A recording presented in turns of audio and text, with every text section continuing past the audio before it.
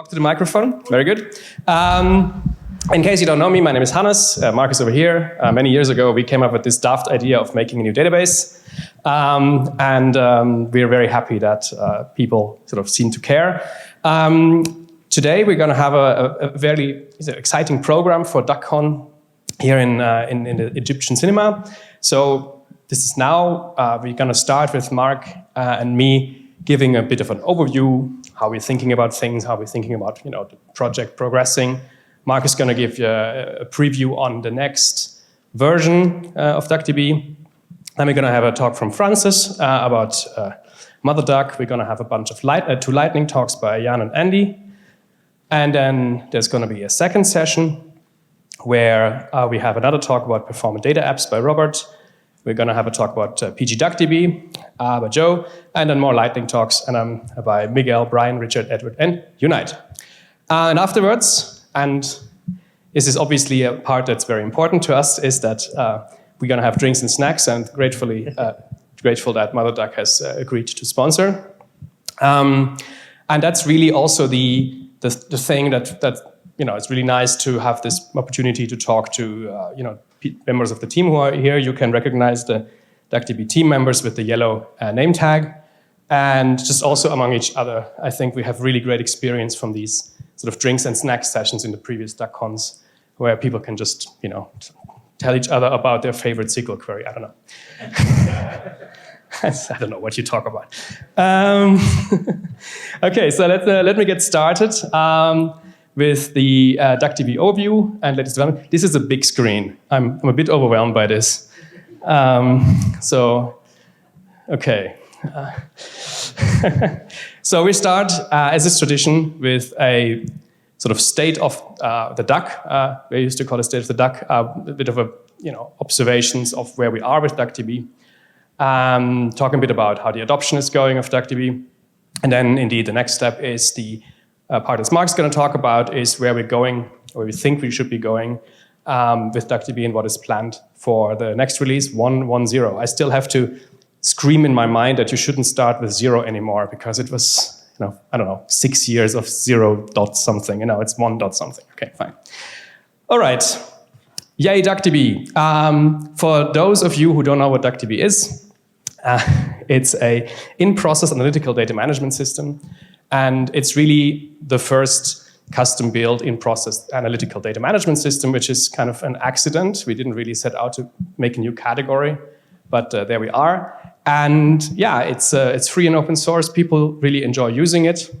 But I wanted to briefly give you a bit of a sort of some of the thoughts behind like the motivation, the vision maybe.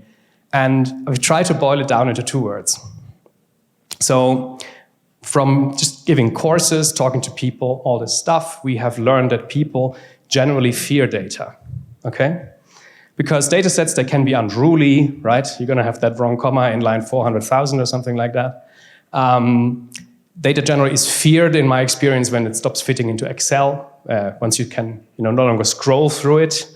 And then the other problem is that the tools that people generally use or have been using before DuckDB, is the tools people generally are using to look at data or to wrangle with data, they tended to be, I think, hostile is the right word, right? In the sense of like hard to use, hard to install, hard to set up, hard to make happy, hard to configure, hard to not give you a giant stack trace. But we really want to move this towards confidence, where we can basically create the tools that give people the confidence that they should not be intimidated by data sets, right? Data sets should just be harmless. It should be just like a movie file or so. You just throw it in FFM in a VLC and it's going to be fine, right? Nobody's afraid of movie files anymore. And we kind of want to get to the same point with this unwieldy collection of CSV files that you have. So don't fear that CSV. I also wanted to sort of give an overview of what we kind of can see in terms of use cases for DuckDB, right? So there's 3 kind of main use cases that we can see at the moment.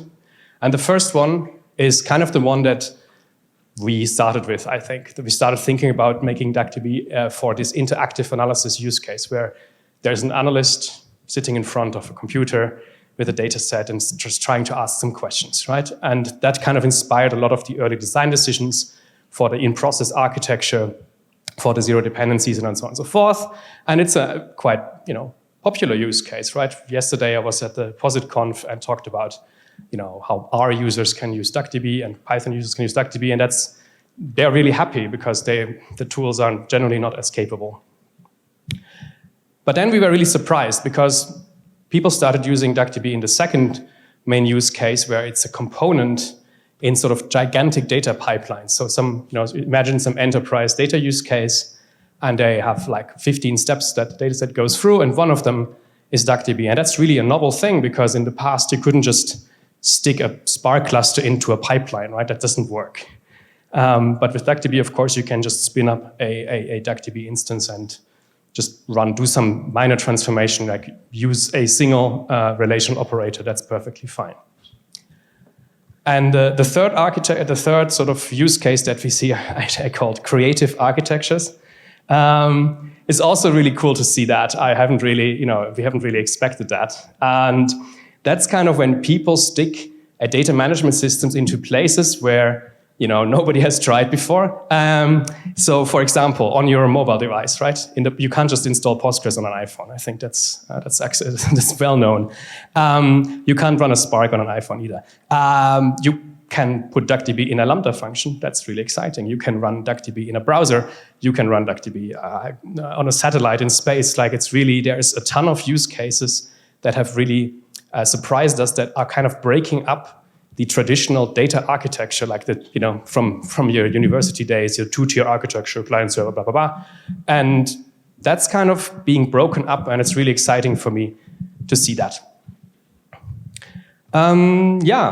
So that's kind of the first, the architectures are the use cases that we can see. Next, I want to talk a bit about adoption. And the first time at DuckCon, you will not notice, but we're doing this kind of endless sort of recursion in the previous adoption slides. Yeah, so you can almost the first one you can just see some pixels here. The screen is very big. Yeah? But the last one is from January 2024, and it's totally crazy. I have to say I have never expected anything like it. So we are now at just with the Python client, we're above 6 million downloads per month. Right? This is totally mind-blowing, and if you look at the numbers from January this year, it was 2 million then. Okay. Then DuckDB has this extension ecosystem where people can just install rando extensions, and that used to be 5 million per month, is now 17 million per month. We are very happy that Cloudflare likes us still, because, I think it's on the order of 200 terabytes a month or so at the moment. Our website, we accidentally made one of the more popular websites in our country with 600,000 unique web visitors per month. GitHub stars have been going up. LinkedIn followers is one of the more surprising number. We went from 6,000 to 23,000, which is, I think, also a Gabor's sort of work on promoting DuckDB on LinkedIn. And most importantly, the DB engines ranking, right? The only thing that really matters. Went up to 10 points in the relational ranking, which is really exciting to see, right, for our sort of scrappy little software project. Pushed the wrong button, I'm sorry. This thing is the history, the development of GitHub stars. I'm happy to report that the verticalness has stopped a little bit because it was getting a bit too ridiculous, right? So there was just this 3-month period, I think, around the DuckDB 1.0 release, where it just went up straight and nobody believed us, right? They said, you're buying stars. We are not, swear to God. Speaking about 1.0, we're so exciting for us that we have finally managed to release DuckDB 1.0. And it's even more exciting that still nobody has found like a catastrophic bug in it. So when we were like pushing out 1.0, it's like, you have this anxiety. It was like, okay, 5 minutes later, somebody will be like, oh, by the way, the joins are broken or something like that, right? Didn't happen. It's still out there, and it's still working really well. I'd like to hint at something. We put an Easter egg in the 1.0 release, and nobody has found it yet. So if you if you want to look for it, then it's there. What also is happening that people are writing books about DuckDB. There's 3 now, which is also kind of wild to see that. I mean, we haven't been involved in writing the books. Other people write books about DuckDB. It's totally wild. And there's 3 now. I think more are in the works. And finally, after years of rating, woo, we have a Wikipedia page. So that's, they fought us tooth and nail, but we actually didn't do anything, right? Like the point of Wikipedia is that you're not allowed to create a Wikipedia page about your own stuff. So we haven't done it. Somebody else has done this. We don't know whom. But of course, Wikipedia couldn't resist of putting the angry, passive-aggressive marketer. So if you want to help, add some, what is that? Need additional citations. To add some citations, and we can maybe remove this. Okay. And from my side, lastly, I just wanted to point out that DuckDB is not VC funded. It's the company that employs the core contributors to the project, DuckDB Labs, does fund the whole show by offering commercial support contracts and consulting contracts, but the support contracts are basically privileged access to the DuckDB team and high priority issues and a sort of deadline on by which time we have to respond. So if you're interested in that kind of thing, you can talk to me, but I just wanted to put it out there because this is the way how we pay for everything. And with that, I want to hand over to Mark. Thank you.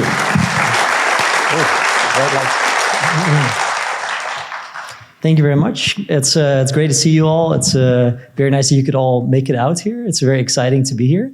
I'm going to give a bit of an overview about, where we're going with DuckDB, like some of the things we've been working on, some of the recent developments, some of our future outlook, and give a bit of a sneak peek of the next release, which is actually happening in 3 weeks, I think, in early September.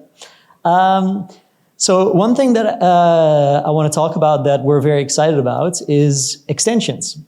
So DuckDB has had extensions for a very long time, I think years at this point. And we have been building these extensions. And the initial motivation behind why we made extensions was actually ties into one of the core reasons why we made DuckDB in the first place, which is that we wanted to keep the core system simple to use, simple to install, and simple to set up. And unfortunately, at some point, you're going to need OpenSSL, and that is not any of those. But still, of course, there's a lot of useful functionality behind that. That is critical for using, internet connectivity, S3 connections, etc. That was the initial reason why we made extensions. And we have been building a lot of these ourselves. So I'm sure all of you have used them either knowingly through the install and load interface or accidentally, because actually a lot of our core functionality like the Parquet reader and the JSON reader are also extensions. And over the past few years, as we've been working on the extensions, we have been basically making it possible to extend anything, including like crazy things like extending the parser. You can run, add new functions, add new aggregations, add new file systems. You can do a lot of cool stuff. There have been actually some people that were crazy enough to make their own extensions even before we were thinking about that, which is one of the reasons why we thought, hey, maybe there's like something to it. But the problem was always that you had to run these as like unsigned. You had to allow unsigned extensions. You had to self-host them. And we figured, we kind of want to actually support this. Also because we kind of realized that, we can do a lot of stuff, obviously, but in the end, we can't do everything and solve every single use case as a small company. And it's very nice also to, as a user, feel that you're able to extend it and provide maybe like that last missing bit of information or like a functionality that you need. So we're very excited to announce community extensions. And so there's this website that you can visit. There's also a link on our official website. Community extensions are really cool because you can build your own extension. You can basically just send us a PR to register the extension, and then people can use it. So there's this like very simple syntax that's described here, where you basically say install the extension from community. So that's like the repository, and then you can load it and you can use your new functionality. And there's already a bunch of them. So one of the cool ones is the H3 extension that you can already install and use today. And that allows you to use this H3 format and indexing structures. So that's really cool. And we're, well, obviously hoping that more and more people build these extensions to really like further the things that you can do with DuckDB. So if you're interested in this, you can go to the extension templates repository, which is a template that has been created by one of our engineers, by Sam. And it's quite cool. You can just create a new repository based on this template, start writing up some, I don't know, some functions, some aggregations, something simple. After that, you can send a PR to us, to the community extensions repository that has like one of these descriptor files. So this is an example of the H3 extension that I said before. And it's like, yeah, quite simple. You just link to where the code is hosted, GitHub revision, and some documentation, and it'll end up on our website and installable. And we'll do all the GitHub CI will do all these sort of like building distribution for all the different platforms for you. And one of the cool things we are also currently working on, so currently all these extensions are mostly written in the C++, using C++, which is the same language that DuckDB itself is written in. But we're doing a push towards a stable C API that allows you to do many of the same things you can do in C++. And what's kind of cool about that, because C is like this kind of foundational language for computer programs, is that allows you to then build extensions in other languages using that API as well. And one of the first languages we're targeting for that is Rust. So very soon you'll be able to write your extensions within Rust as well, submit them and have them distributed using the community extensions framework. So we're very excited about that.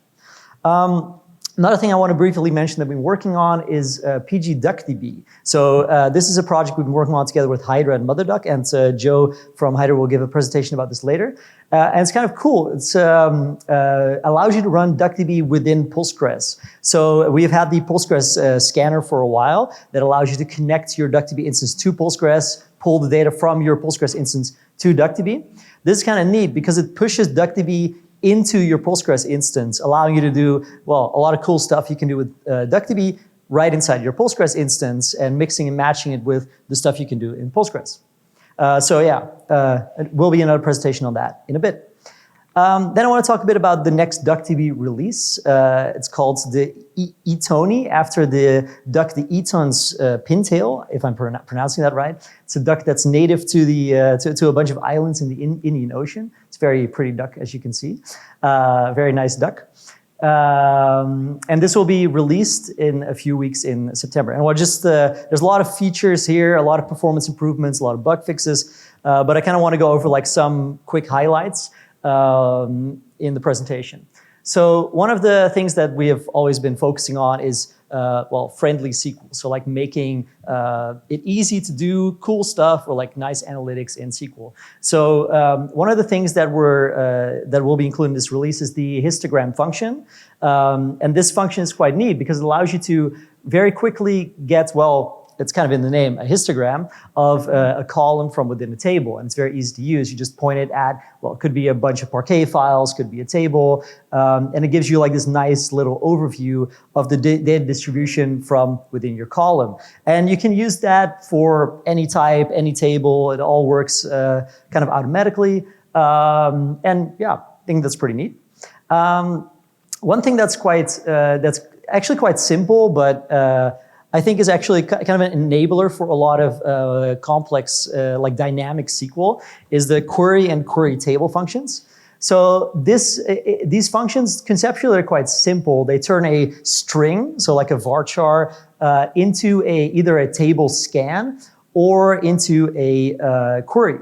So it's a bit like eval for databases, but not actually quite so dangerous. And what's nice about this is these functions they allow you to write, for example, like macros or functions that execute dynamically over different tables. So, and the histogram function that I just showed is actually based on this functionality. So here, for example, you can see here I'm creating a macro that gives me the top n, so the top 3 values of each column in that table. And you can kind of see like how dynamic you can make these kind of macros now. So the table name is an input here, right? And that gets pushed into this query table thing that turns this string into an identifier. Then you can see I'm using the columns expression that automatically expands to all of the columns in the table. And the 3 I've hard-coded here could also be a parameter. And you can see that gives you then the top 3 of all of the columns in the table, right? So you can do a lot of like cool dynamic SQL with these kind of things.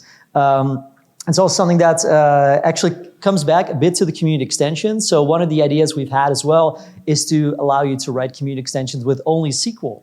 And by making it possible to write these kind of functions within that essentially only use SQL, you can do quite a lot of stuff with that.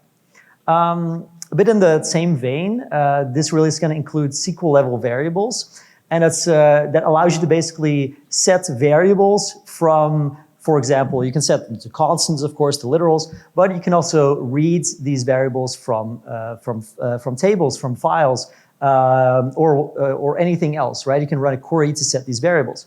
And that's conceptually quite simple, but it's quite cool because this allows you to do something that was previously not really possible, which is do dynamic reading of files. So for example, what I can do now with this is I can get my list of, well, CSV files or what have you from another table, from another query, from a file.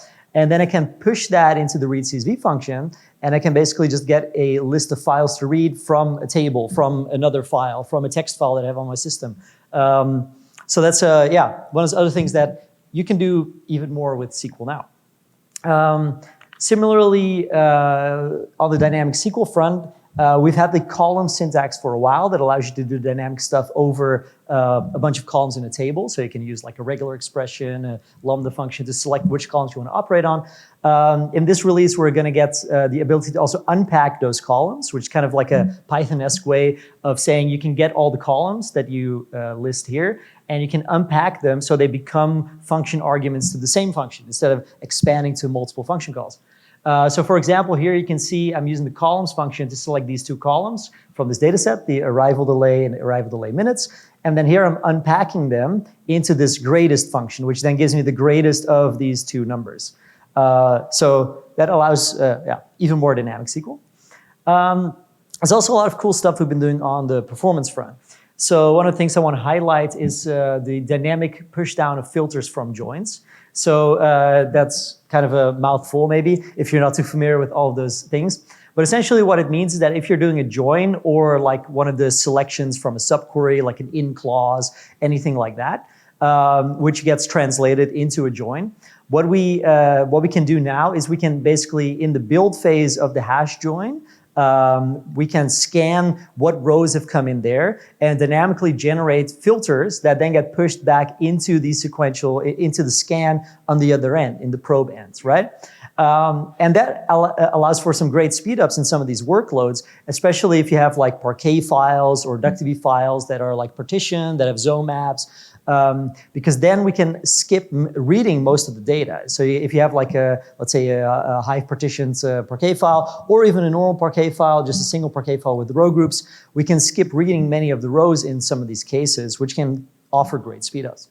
The CSV reader, it's always it's this never-ending thing. The amount of the variety of CSV files continues to amaze.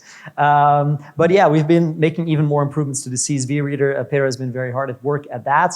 And in particular, we have now a lot of improvements towards reading many small CSV files. So the parallel CSV reader has previously been optimized primarily for individual, like larger files. And this release also features a bunch of improvements for reading many small files and like reduced memory, have it use a lot less memory.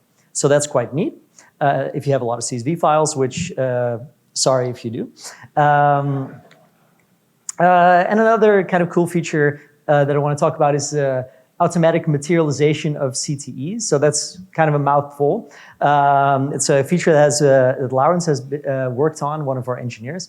And the idea is that if you have a CTE, essentially like a view, right, that you reuse at multiple locations inside your query. Previously, we would like recompute this unless you explicitly chose to materialize it. So you would have to like put the materialized keyword there, then it would be materialized, and then it would avoid recomputing it.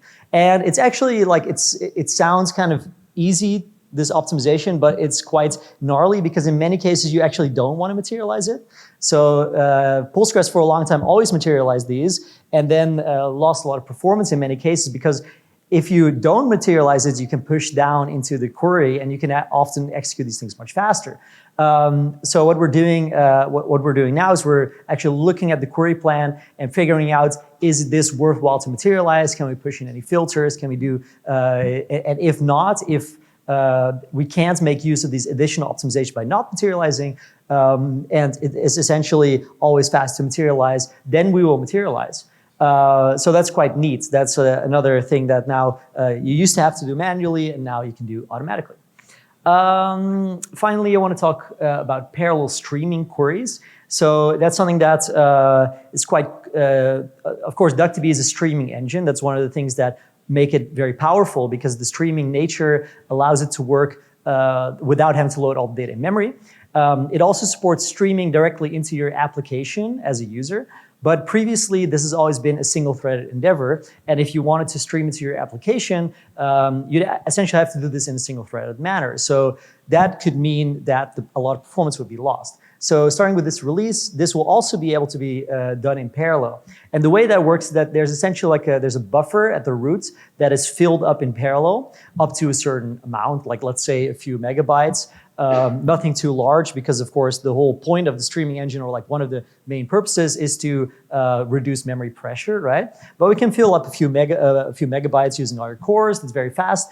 And then your application can pull data from that buffer, and then as it empties, the threads will be launched again and will go in parallel again. So that's very cool as well.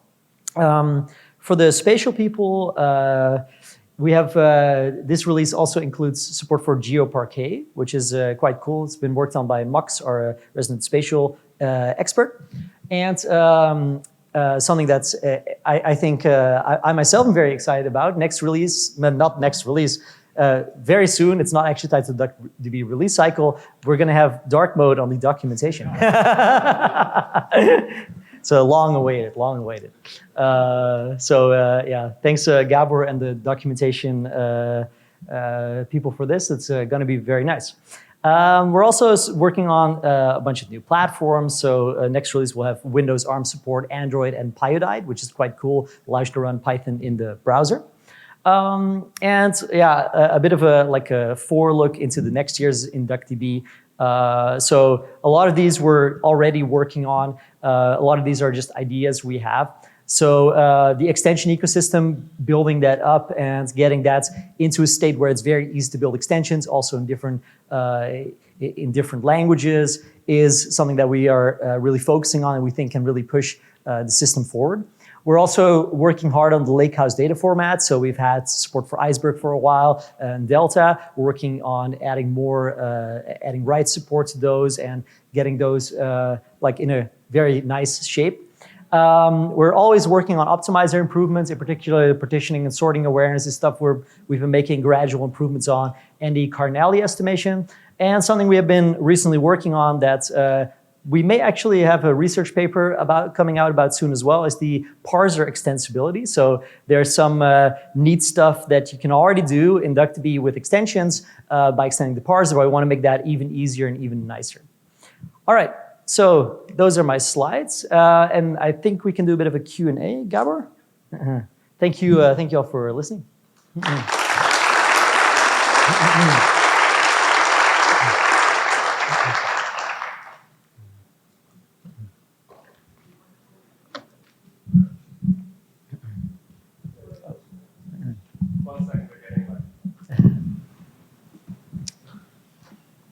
Right. There's a question. Yes. Yeah, all right.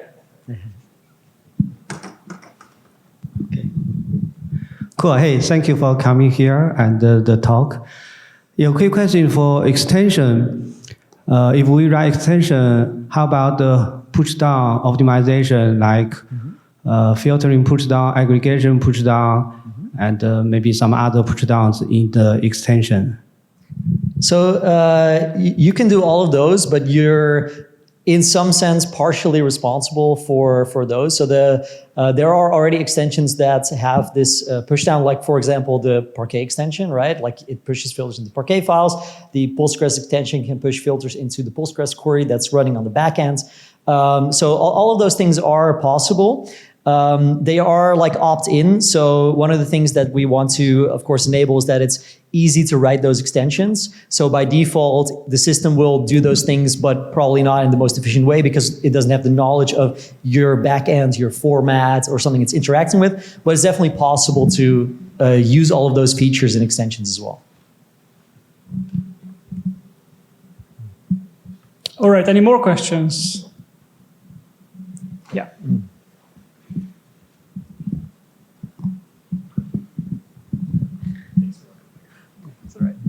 Hello, I like geospatial things, so it was nice to see the GeoParquet stuff. Can you kind of describe the difference between the like GDAL geospatial extension and how GeoParquet is coming in differently there? That's a great question. I'm maybe not the right person to answer that, but I guess I can give it a shot. So the GeoParquet, I think, is it's really like a storage format that is like allows you to very efficiently store and query these spatial data sets in a portable manner, right? So like I think one of the reasons GeoParquet is exciting is kind of similar to the reason why Parquet itself is exciting, right? It allows you to share those formats across different libraries, across different backends. GDAL and such, that's those are more like the functionality that is there. I think, yeah. All right, one more question.